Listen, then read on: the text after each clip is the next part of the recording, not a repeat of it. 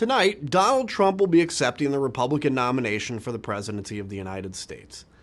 If you had told me 4 years ago that a twice impeached president who refused the peaceful transfer of power would once again be accepting his party's nomination, I wouldn't have believed you. Any objective individual knows that Donald Trump routinely lies. Those lies can vary, the crux of them have become predictable. And with that predictability, I'm going to preemptively share with you what Donald Trump will say tonight while accepting the Republican nomination. Donald Trump will portray America as a once great nation that has become weak, a country without borders. He'll claim that immigrants are flooding into America because no one finished his wall after he left office.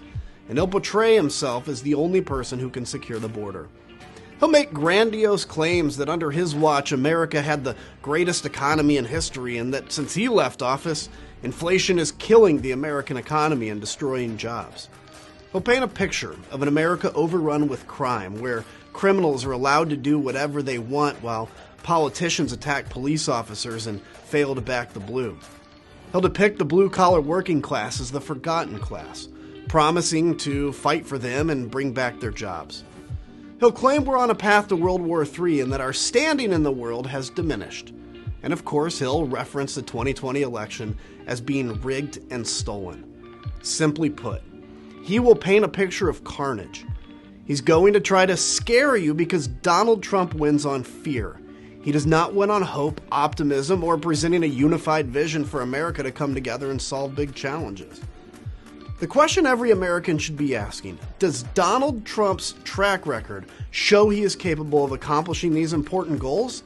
No. I've covered his lies, now I'll cover the truth.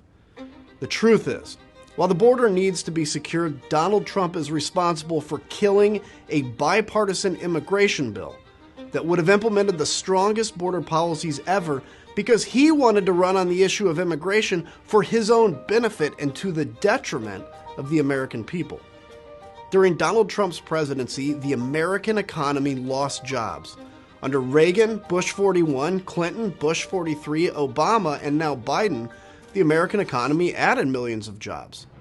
The truth is, 4 years ago, crime rates were higher. Today, crime rates are lower. 4 years ago, inflation was on the rise. Today, inflation's coming down. 4 years ago, America was losing jobs. Today, America's gaining jobs. 4 years ago, Trump got played by dictators. Today, America's allies once again trust us. 4 years ago, Trump failed to pass an infrastructure bill that would benefit blue-collar Americans and unions. Today, infrastructure is once again a priority and trade unions are rebuilding our nation. 4 years ago, so-called forgotten counties in America were struggling economically. Today, they're adding jobs and recovering. As we look to November and beyond, remember the past. Remember the constant chaos of a Trump presidency.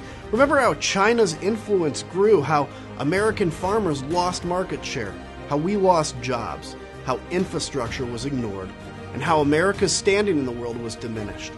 And remember how he lost a free and fair election and decided to attack our democracy. That's the truth. Is there still work to be done? Of course. But we can't go back to the past.